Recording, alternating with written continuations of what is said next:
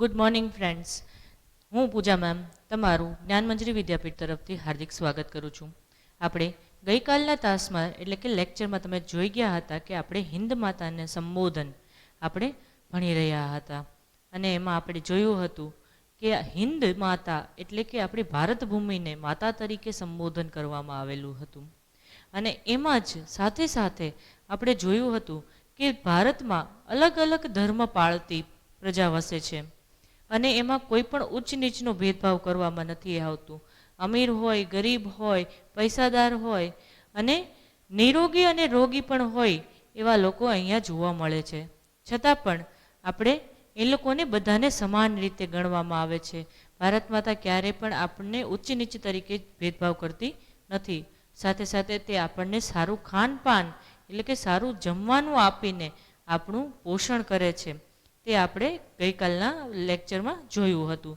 સાથે સાથે આપણે અભ્યાસ પણ લખ્યો હતો અને એમાં અભ્યાસમાં 3 ક્વેશ્ચન MCQ આપણે કરી ચૂક્યા હતા. હવે આવશે સ્વાધ્યાય. સ્વાધ્યાયમાં પણ આપણે પહેલા ક્વેશ્ચનના પહેલા 2 ક્વેશ્ચન આન્સર આપણે કરી ચૂક્યા હતા. ભારતમાં કયા કયા ધર્મ પાળતી પ્રજા વસે છે? ભારતમાં હિન્દુ, મુસ્લિમ, ખ્રિસ્ત, ઈસાઈ, જૈન, પારસી વગેરે ધર્મ પાળતી પ્રજા ભારતમાં વસે છે. ભારત ભૂમિને કવિ માતા તરીકે કેમ સંબોધે છે? ભારત ભૂમિને કવિ માતા તરીકે સંબોધે છે કારણ કે તેમાં ભારત માતા આપણને અલગ અલગ સારું ખાનપાન બક્ષી આપણું પોષણ કરે છે અને આપણે અલગ અલગ ધર્મના લોકો અહીં રહેવા છતાં ક્યારે પણ એમાં ઉચ્ચ નીચનો ભેદભાવ જોવા મળતો નથી. તેથી આપણને તે માતા તરીકે આપણે એમને સંબોધન કરીએ છીએ. ત્રીજો પ્રશ્ન આવે છે કે ભારતમાં વસતી પ્રજાને કવિ સમાન શા માટે ગણે છે? તો આપણે એનો આન્સર શું લખી શકીએ કે ભારતમાં વસતી પ્રજાને કવિ સમાન શા માટે ગણે છે? તો આપણે જોઈ ગયા કે જે ભારત ભૂમિ છે એ ક્યારે પણ ઉચ્ચ નીચનો ભેદભાવ નથી કરતી, અમીર ગરીબનો ભેદભાવ નથી કરતી. તેથી આપણે એને સમાન ગણી શકીએ. હવે આપણે એનો આન્સર લખીએ તો લખવું કે ભારતમાં દરેક પ્રજાને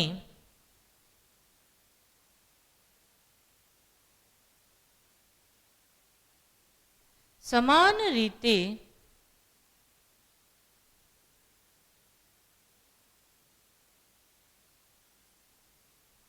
જોવામાં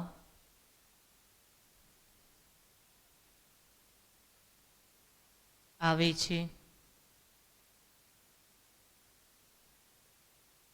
અને અહીં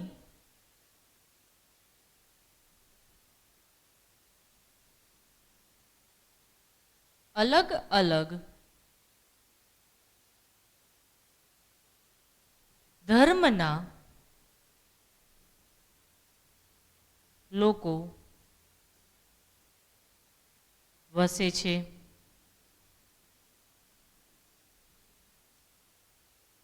આપણે જવાબ જોઈ રહ્યા છીએ કે ભારતમાં વસતી પ્રજાને કવિ સમાન શા માટે ગણે છે? તો સાથે સાથે આપણે જોયું કે ભારતમાં દરેક પ્રજાને સમાન રીતે જોવામાં આવે છે, સમાન ગણવામાં આવે છે અને અહીં અલગ અલગ ધર્મ પાળતા લોકો વસે છે અને તેથી આપણે ભારત માતાને એક જ માતા તરીકેનું સંબોધન કરીએ છીએ. એટલા માટે તેથી ભારત માતા દરેકની સમાન રીતે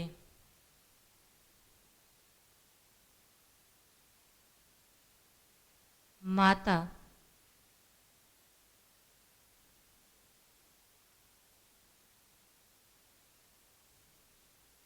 ભારત માતા દરેકની સમાન રીતે આપણે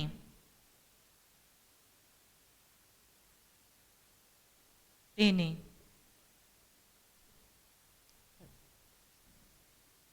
માતા તરીકેનો દરજ્જો આપીએ છીએ.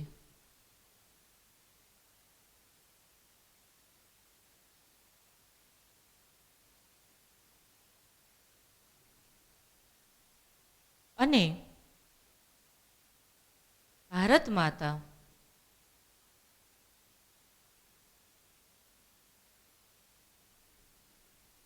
આપણને સમાન રીતે સંતાન ગણે છે.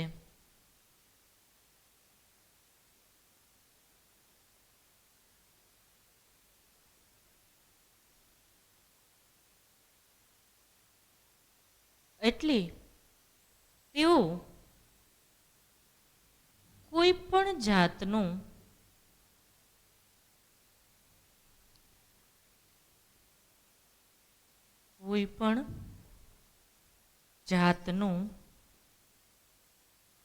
ભેદભાવ કે ઉચ્ચ નીચ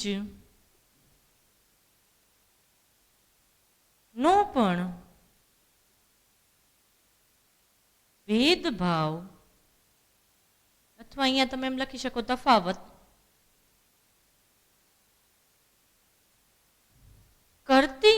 કરતા નથી. તેથી ભારતમાં વસતી પ્રજાને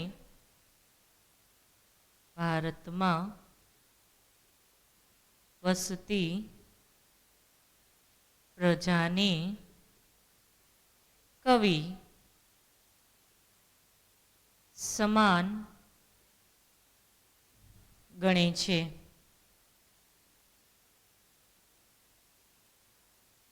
તો આપણે સાથે સાથે લખતા જઈએ છીએ અને તમે લોકો સાથે સાથે લખતા જાઓ. જાઉં છું, પાછું એકવાર રિપીટ કરું છું કે ભારતમાં વસતી પ્રજા કવિ સમાન શા માટે ગણે છે?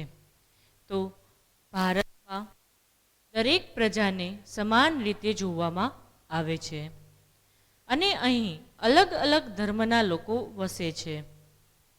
તેથી ભારત માતા દરેકની સમાન રીતે આપણે તેની માતા તરીકે દરજ્જો આપીએ છીએ અને ભારત માતા આપણને સમાન રીતે સંતાન ગણે છે. તેઓ કોઈ પણ જાતનો ભેદભાવ કે ઉચ્ચ નીચનો પણ ભેદભાવ કરતા નથી.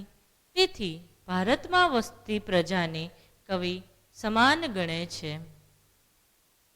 તમને હજી 2 મિનિટ આપું છું, તમે લોકો લખી લ્યો.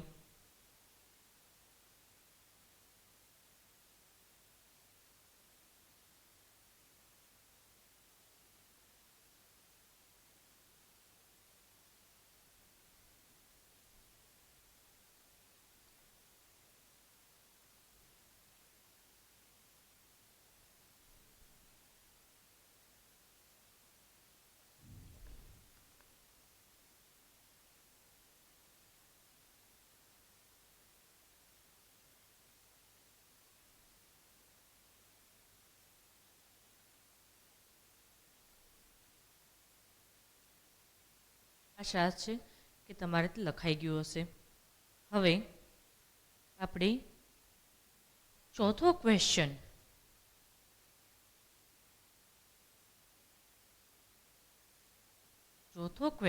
જે છે તે આપણે લખવા જઈ રહ્યા છીએ. તો ચોથો ક્વેશ્ચન છે કે ભારત માતાના સંતાનો છેલ્લે શ્રી પ્રાર્થના કરે છે.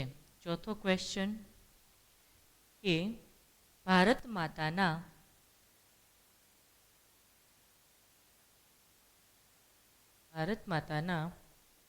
સંતાનો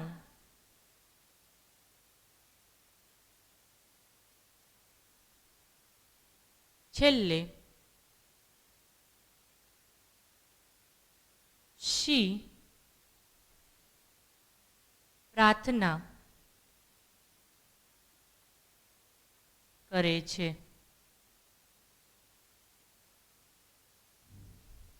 ભારત માતાના સંતાનો છેલ્લે શી પ્રાર્થના કરે છે? તો આપણે જોયું હતું કે એમાં આપણે કીધું હતું ચાહો બધા પરસ્પર, સાહો બધા પરસ્પર, એ પ્રાર્થના કરે આ સંતાન સૌ તમારા. તો આપણે અહીં એમ કહી શકીએ કે ભારત માતાના સૌ સંતાનો જે અલગ અલગ ધર્મના હોય છે એ બધા અલગ અલગ ભેદભાવ ભૂલી એકબીજાને મદદરૂપ થઈ એકબીજાને પ્રેમથી સહકારથી સાથે રહે અને એવી પ્રાર્થના અહીં કરવામાં આવી છે. તો ચાલો આપણે લખીએ કે ભારત માતાના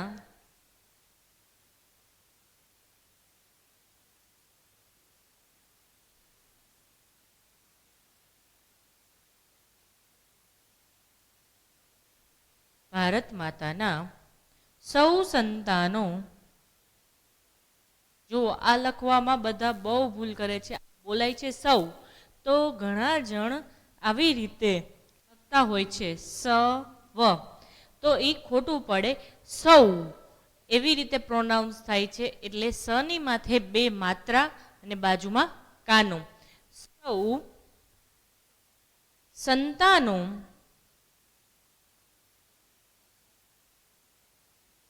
ભારત માતાના સૌ સંતાનો અલગ અલગ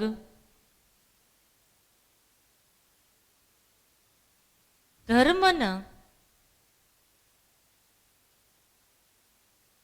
ભેદભાવ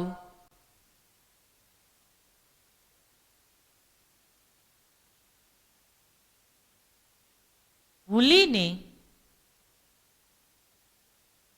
ભારત માતાના સૌ સંતાનો અલગ અલગ ધર્મના ભેદભાવ ભૂલીને એકબીજા સાથે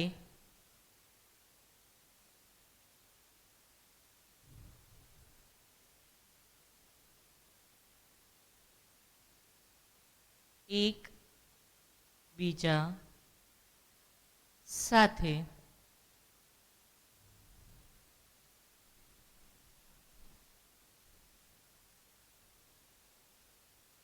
હળી મળીને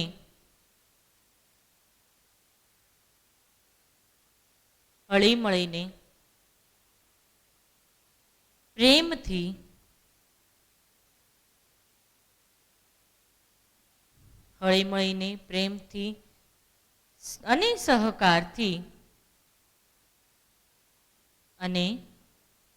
સહકારથી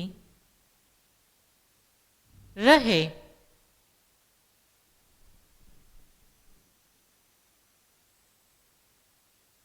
અને તથા દરેક સંતાનો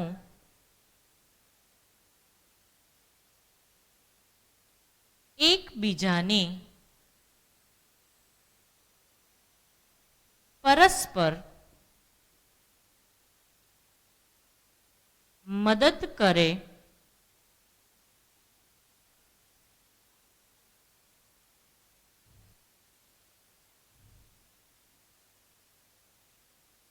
તેવી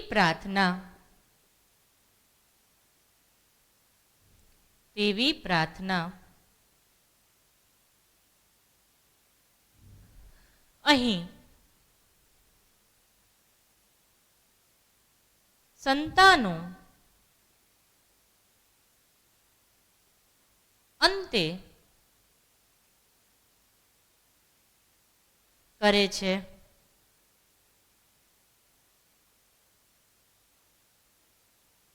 તો આપણે જોયું કે ભારત માતાના સૌ સંતાનો અલગ અલગ ધર્મમાં ભેદભાવ, અલગ અલગ ધર્મના ભેદભાવ ભૂલીને એકબીજા સાથે હળી મળીને પ્રેમથી અને સહકારથી રહે તથા દરેક સંતાનો એકબીજાને પરસ્પર મદદ કરે તેવી પ્રાર્થના અહીં સંતાનો અંતે કરે છે.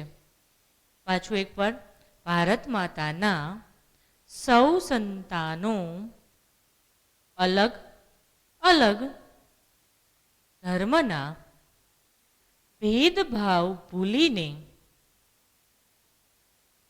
ભેદભાવ ભૂલીને એકબીજા સાથે હળીમળીને પ્રેમથી અને સહકારથી રહે તથા દરેક સંતાનો એકબીજાને પરસ્પર મદદ કરે તેવી પ્રાર્થના અહીં સંતાનો અંતે કરે છે. તો હવે 5મો પ્રશ્ન.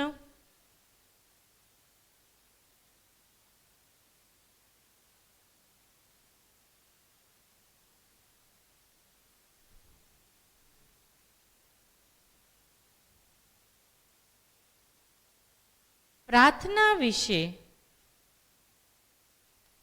6-7 વાક્યો લખો. કેટલામો ક્વેશ્ચન છે? 5મો.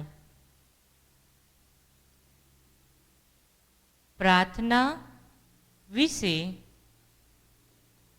કેટલા વાક્યો લખવાના છે? 6-7 વાક્યો લખો. હવે આમાં તો તમે લોકો સીધો આન્સર તમારી રીતે લખી શકો એમ છો કે તમે પ્રાર્થના શું કામ કરો, કેવી રીતે કરો. હવે આપણે તો પણ જોઈએ કે પ્રાર્થના એટલે શું. પ્રાર્થના એટલે વિનંતી, અરજી, માંગણી, ભગવાનની સ્તુતિ કરવી, ભગવાનને યાદ કરવા, શરીરને સ્વસ્થ રાખવા ખોરાક જરૂરી છે, એમ મનને અને હૃદયને સ્વચ્છ રાખવા માટે પ્રાર્થના જરૂરી છે. પ્રાર્થના આપણને શક્તિ આપે છે, બળ આપે છે અને તે આપણા મનને શાંત રાખે છે.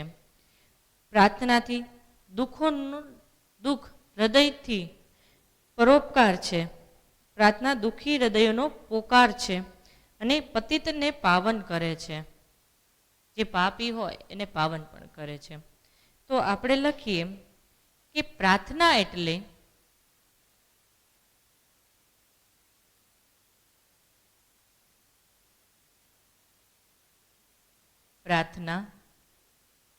એટલે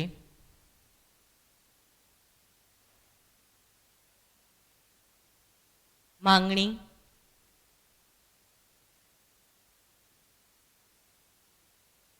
ઈશ્વર સ્મરણ, વિનંતી,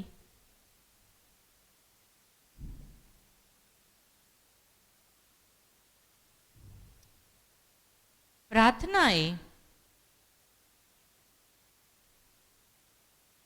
ઈશ્વર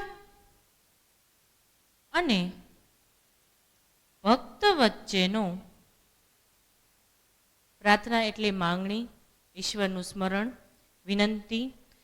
પ્રાર્થના એ ઈશ્વર અને ભક્ત વચ્ચેનો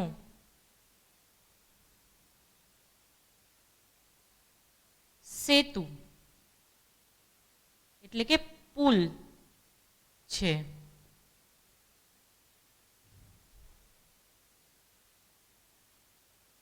પ્રાર્થનાથી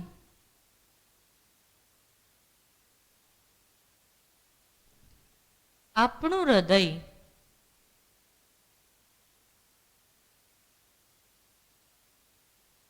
નિર્મળ બને છે.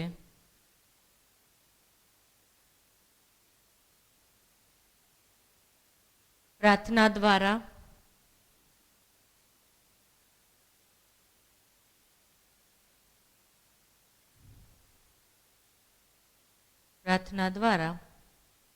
આપણા અંદર રહેલી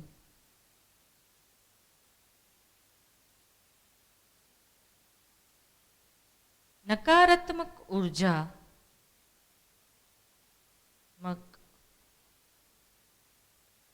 ઉર્જા દૂર થાય છે.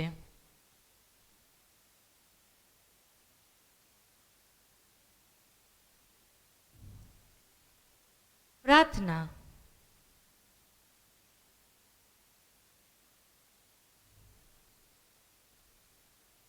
દ્વારા એ પ્રાર્થનાથી આપણે આપણા મનને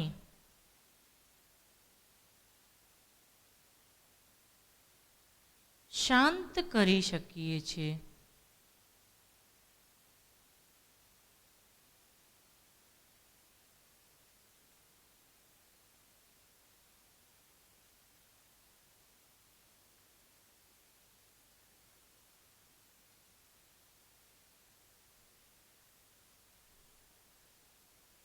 પ્રાર્થના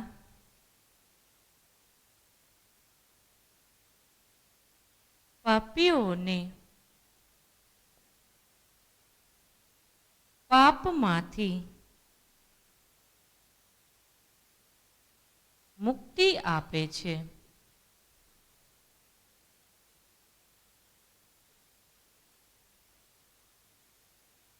પ્રાર્થના એ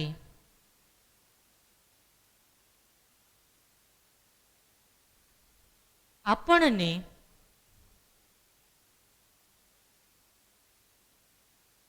ઈશ્વરની વધુ નજીક લઈ જાય છે.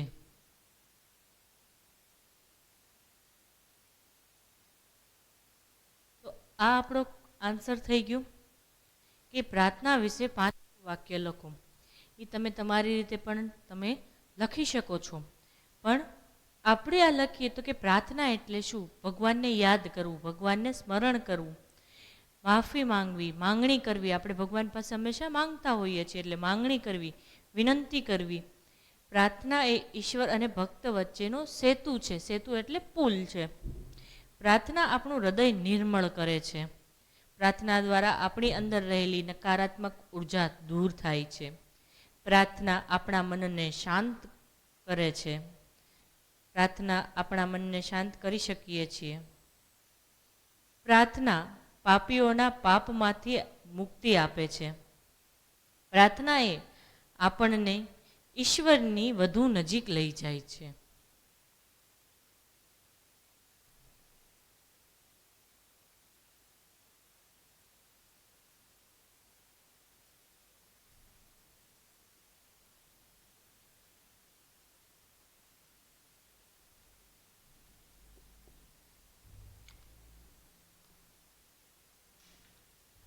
તો તમે લખી લીધું હશે. હવે તમારે લોકોને જે સ્વાધ્યાયમાં બીજો પ્રશ્ન છે, માંગ્યા મુજબ વિગત લખો, તો એમાં હું તમને લખાવતી જાઉં છું. આપણે પણ અહીંયા કોષ્ટક દોરીએ અને કોષ્ટક પ્રમાણે આપણે એને લખતા જઈએ.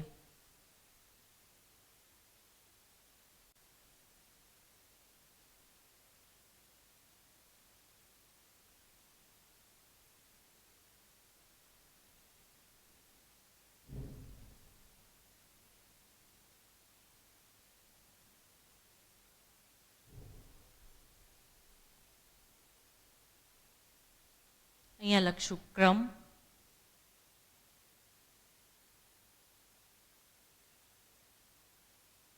પછી ધર્મનું નામ,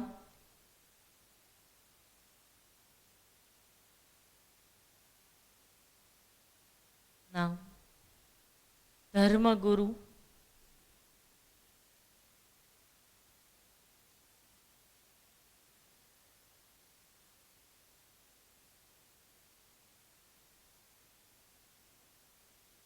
ધર્મગુરુ, ધર્મગ્રંથ,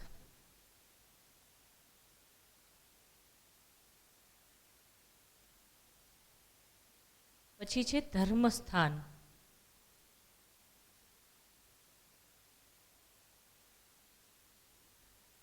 પછી ધર્મ પ્રતીક,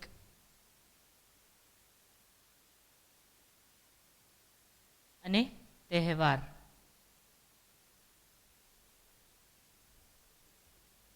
તહેવાર તો આપણે સાથે લખતા જશું,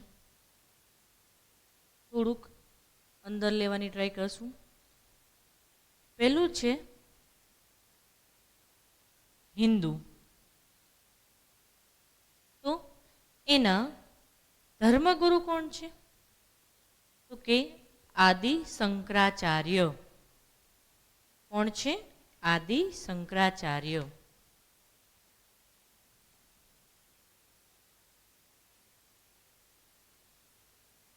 શંકરાચાર્ય. ધર્મગ્રંથ કયા કયા આવશે? મહાભારત, ગીતા, રામાયણ, ભગવત ગીતા, રામાયણ અને મહાભારત. ધર્મસ્થાન ક્યાં આવેલું છે? આપણે પ્રાર્થના કરવા ક્યાં જઈએ છીએ? તો કે મંદિરમાં. અને હવે ધર્મ પ્રતીક, તો એ આપણે કોલમ રહેવા દેશું. અને મુખ્ય તહેવાર લખીએ તો કે દિવાળી, હોળી વગેરે વગેરે ઘણા બધા તહેવાર છે, રક્ષાબંધન છે, બધા. બીજું છે કયું આવશે? મુસ્લિમ.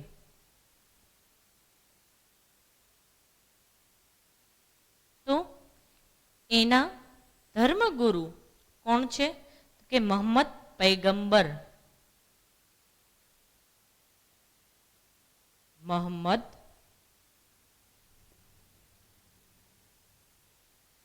પૈગંબર. એ લોકોનું ધર્મ ગ્રંથ છે કુરાને શરીફ.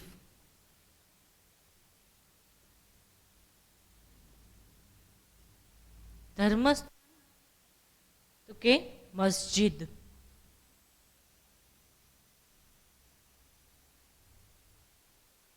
સાથે સાથે લખતા જજો. મુસ્લિમ, મોહમ્મદ પૈગંબર, કુરાને શરીફ, ધર્મસ્થાન છે મસ્જિદ. અને એ લોકોનું મુખ્ય તહેવાર મોહરમ, બકરી ઈદ, રમઝાન ઈદ. આ એ લોકોના મુખ્ય તહેવારો છે. ત્રીજું છે શીખ.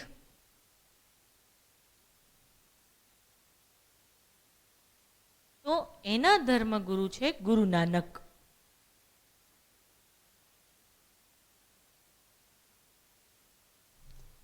હવે એનો ધર્મ ગ્રંથ છે ગુરુ ગ્રંથ સાહેબ. ગુરુ ગ્રંથ સાહેબ.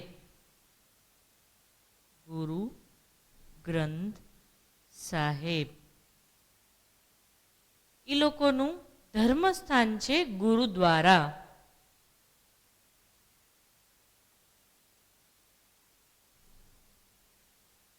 એ લોકોનો મુખ્ય તહેવાર છે ગુરુ પર્વ અને નાનક જયંતિ. ગુરુ પર્વ અને નાનક જયંતિ. હવે ચોથું લખીએ તો આપણે આવશે ખ્રિસ્તી.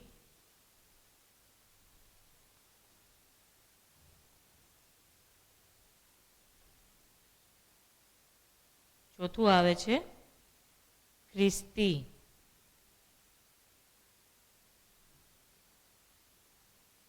તો એના ધર્મગુરુ છે કોણ છે?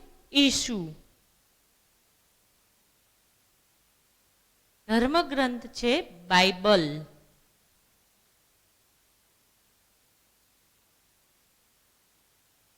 ધર્મસ્થાન છે દેવળ. હવે પ્રતીક છે એ આપણે જે ક્રોસ કરીએ છીએ, મંદિરમાં ઓમ કરીએ છીએ, એ છે. ગુરુ નાનકમાં એનું જે સિમ્બોલ છે એ આવે છે. દેવળ, અને આપણને ખબર છે ઈસુ ખ્રિસ્તનું, ખ્રિસ્તીઓનું મેઇન તહેવાર કયો છે? ક્રિસમસ. તો ક્રિસમસને ગુજરાતીમાં નાતાલ કહે છે. તો કે નાતાલ અને ગુડ ફ્રાઈડે. નાતાલ ને ગુડ ફ્રાઈડે. Good Friday. પાંચમું છે, કયું છે? પારસી.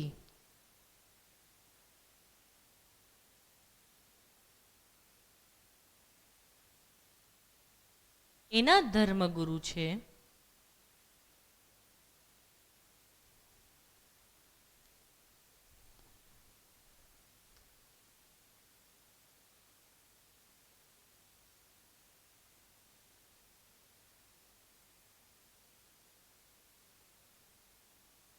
આપણે આને બાકાત કરીએ અને અહીંયા લખી નાખીએ તહેવાર.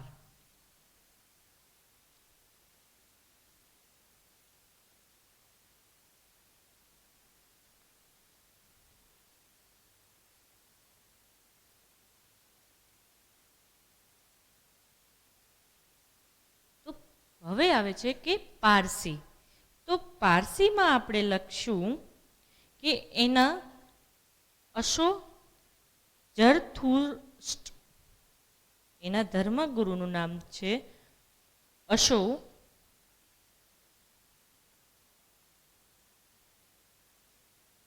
જરથુસ્ટ.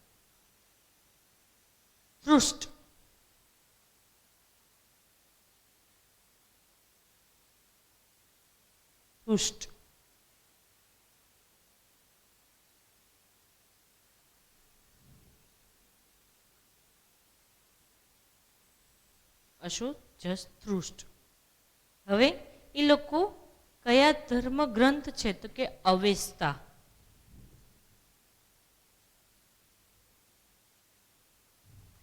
ધર્મસ્થાન ક્યાં છે? તો કે અગિયારી.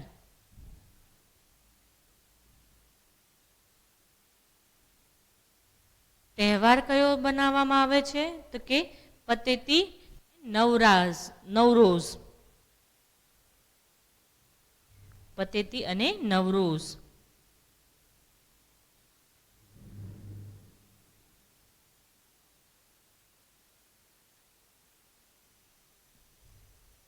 ઉપર લખાઈ ગયું હશે.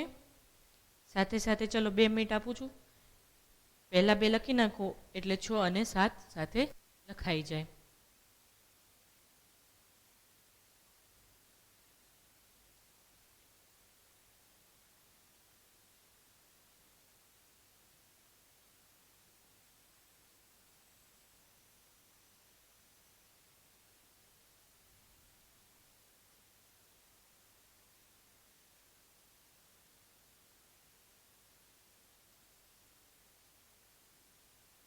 લખાઈ.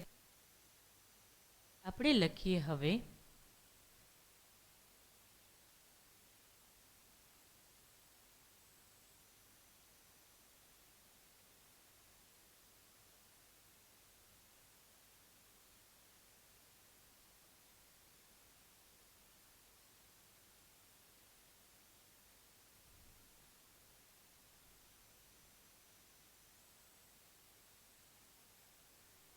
લખીએ આપણે છઠ્ઠું, જૈન.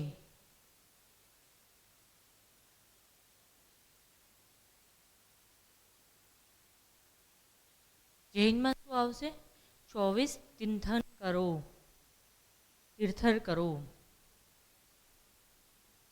24 તીર્થંકર. મહાવીર. ધર્મગ્રંથ કયો છે? તો કે આગમ. ધર્મસ્થાન તો કે દેરાસર.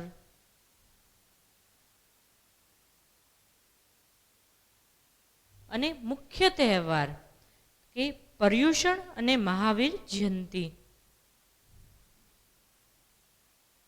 પર્યુષણ અને મહાવીર જયંતી.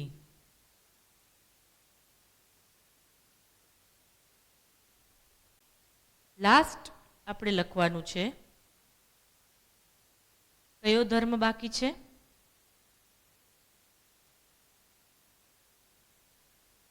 તો કે આપણો 7મો બાકી છે, એ છે બૌદ્ધ. બૌદ્ધ ધર્મ.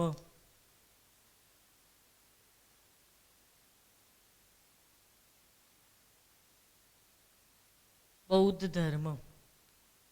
તો બૌદ્ધ ધર્મના ધર્મગુરુનું નામ છે ત્રિપિટક. ત્રિપિટક.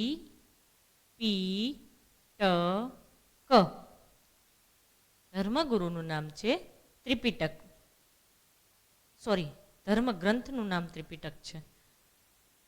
ધર્મગુરુનું નામ છે બુદ્ધ. અને ધર્મગ્રંથનું નામ છે ત્રિપિટક. ધર્મસ્થાન ક્યાં આવેલું છે એમનું? કે વિહાર. ધર્મસ્થાનનું નામ છે વિહાર. અને એ લોકોના મુખ્ય તહેવાર કયા હોય છે? તો કે બુદ્ધ પૂર્ણિમા.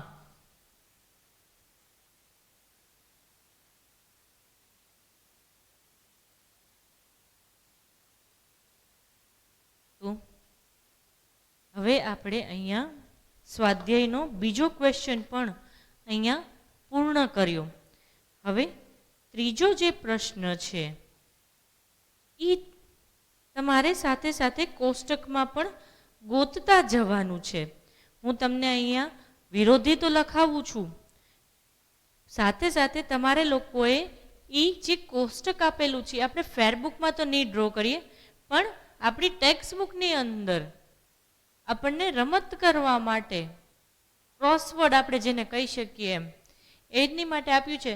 તો આપણે સાથે સાથે ટેક્સ્ટ બુકની અંદર આપણે એને ગોતીને કરશું.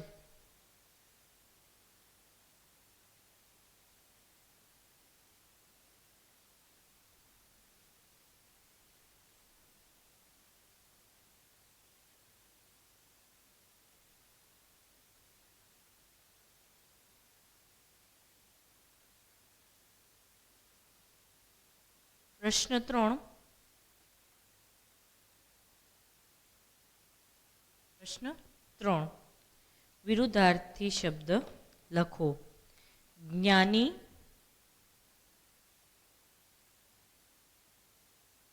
એનો જવાબ આવશે અજ્ઞાની. બીજો પ્રશ્ન છે નિરોગી, તો એનું શું આવશે? રોગી. ત્રીજો તવંગર,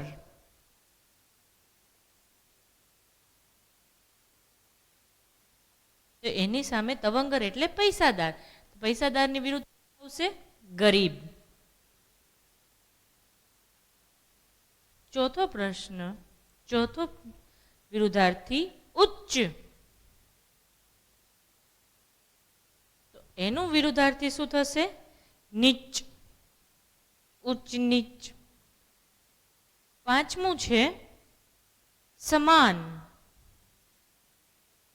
એનું શું વિરુદ્ધાર્થી આવશે?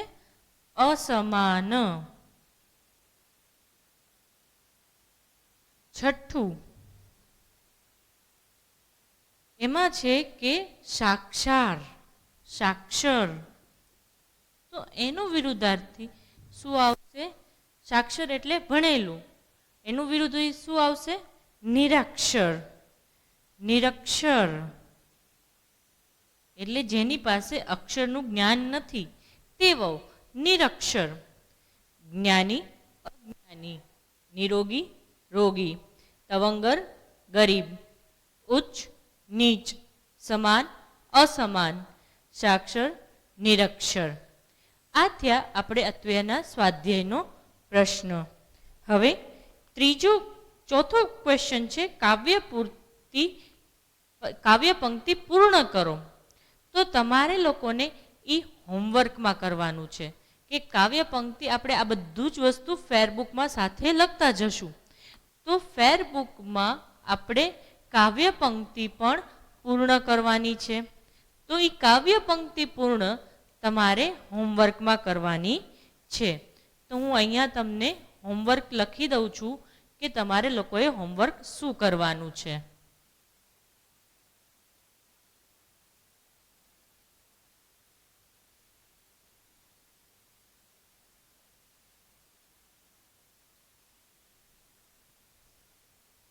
હોમવર્ક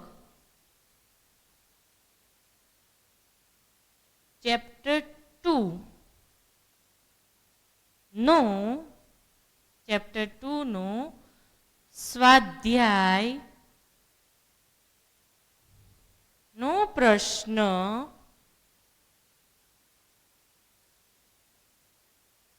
4 કાવ્ય પૂર્તિ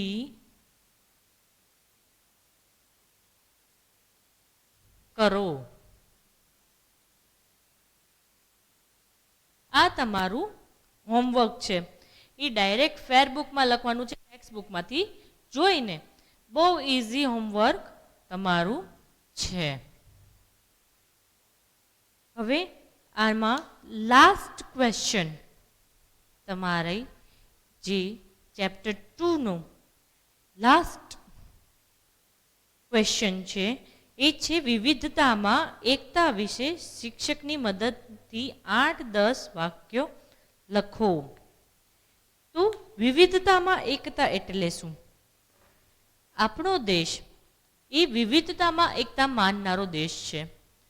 અલગ અલગ ધર્મના લોકો હોવા છતાં આપણે એક જ દરેકને સમાન રીતે જોઈએ છીએ. એટલા માટે આપણે એને વિવિધતામાં એકતા કહીએ છીએ. તો આનો આપણે આન્સર સાથે સાથે લખતા જઈએ.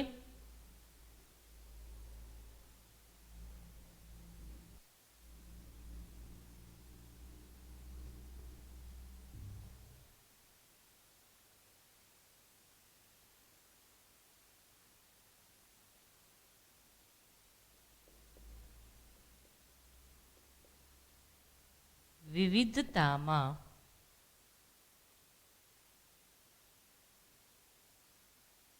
એકતા, વિવિધતામાં એકતા વિશે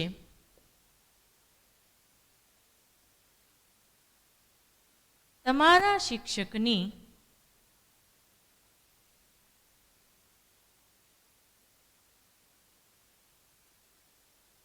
મદદથી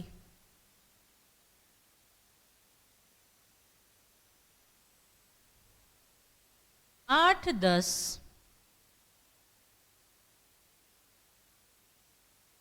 વાક્યો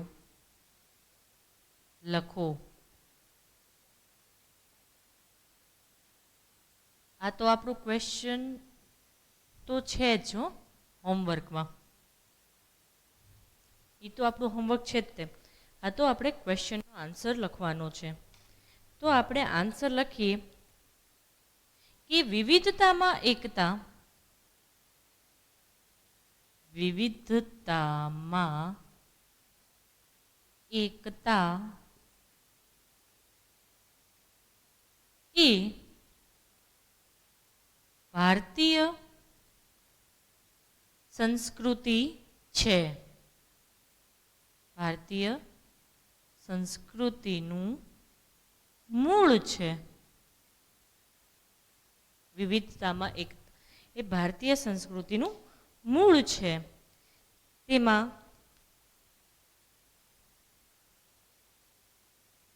અલગ અલગ રાજ્યો અને પ્રદેશો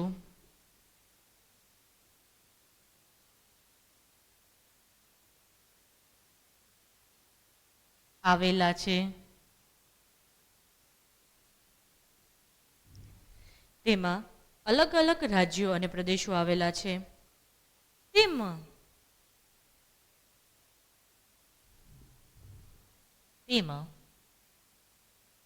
અલગ અલગ ધર્મના અલગ અલગ ધર્મના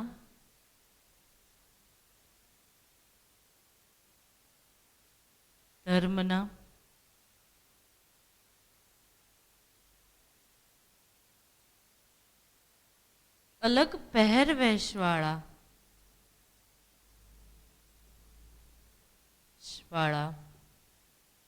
અલગ બોલીવાળા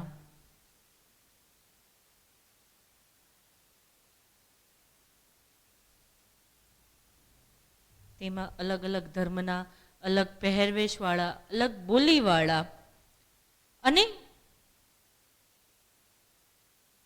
અલગ રીત રિવાજ વાળા લોકો રહે છે.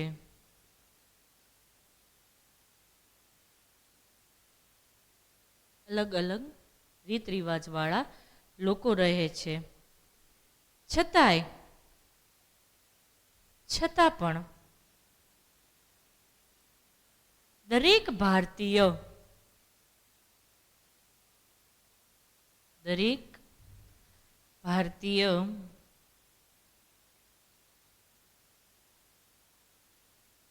ભાઈચારાથી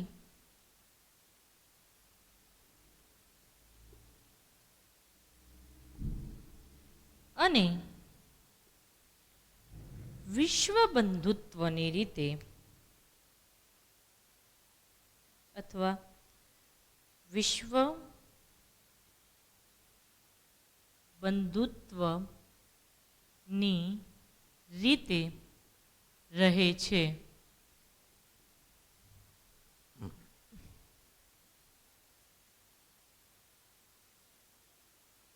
પરદેશીઓ એ અનેકવાર ભારત દેશ ઉપર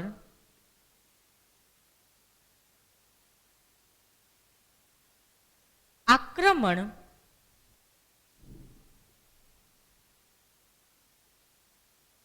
કરેલા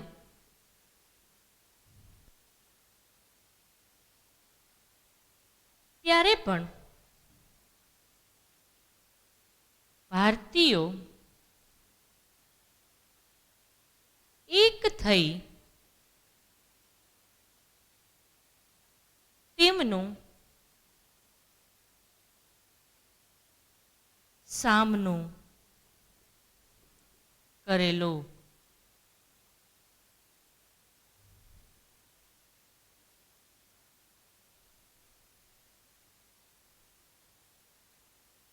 દરેક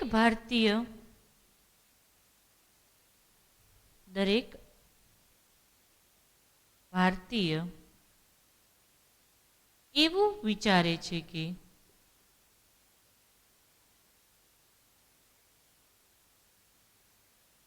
હું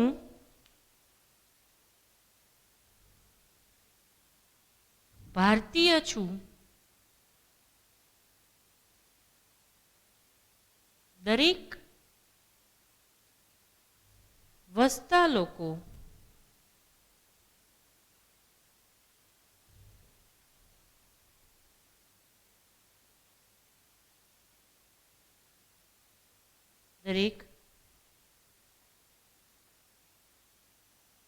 આટલું લખી લ્યો. પછી આપણે 2 મિનિટ રહીને ઉપરનું રફ કરીએ.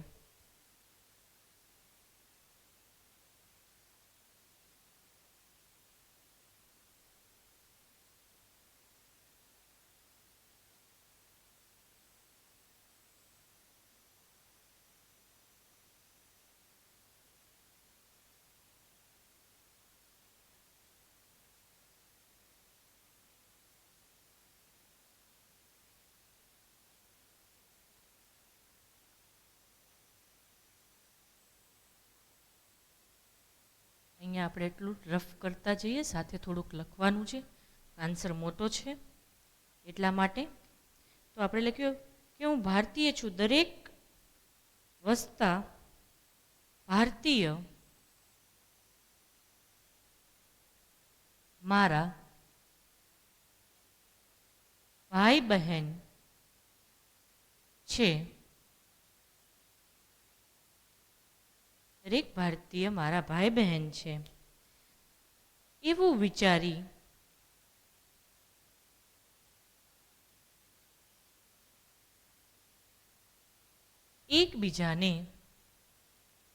એકબીજા સાથે પ્રેમથી અને સહકારની ભાવનાથી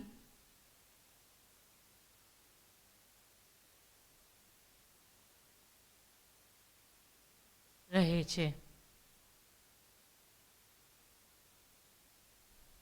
અને સહકારની ભાવનાથી રહે છે.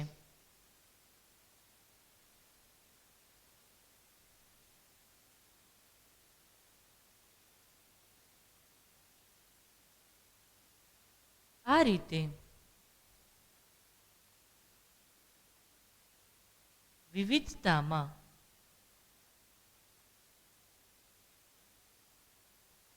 એકતા, વિવિધતામાં એકતા એ આપણું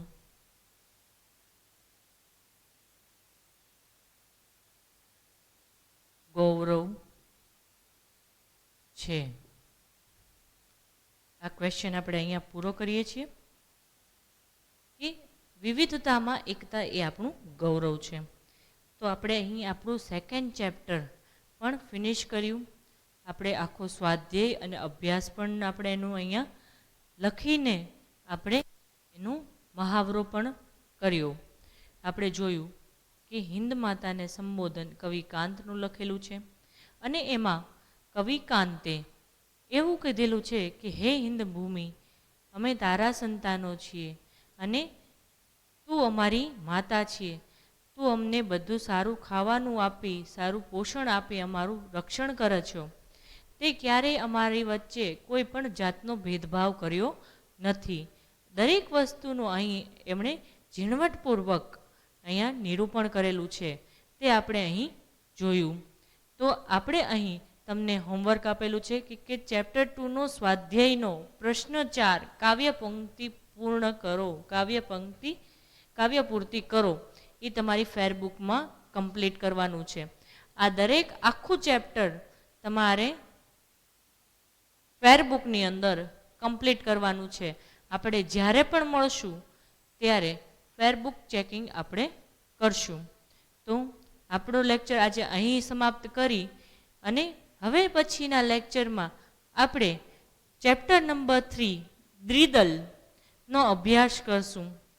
જે જાણીતા એવા ભાવનગરના જ ડૉક્ટર આઈ.કે. વીજળીવાળાનું અહીં આપણને બે સરસ નાની નાની બોધ થાય તેવી કથા કહેવામાં આવી છે કે આપણા જીવનમાં ઉતારવા જેવી બાબત આપણને અહીં કીધેલી છે.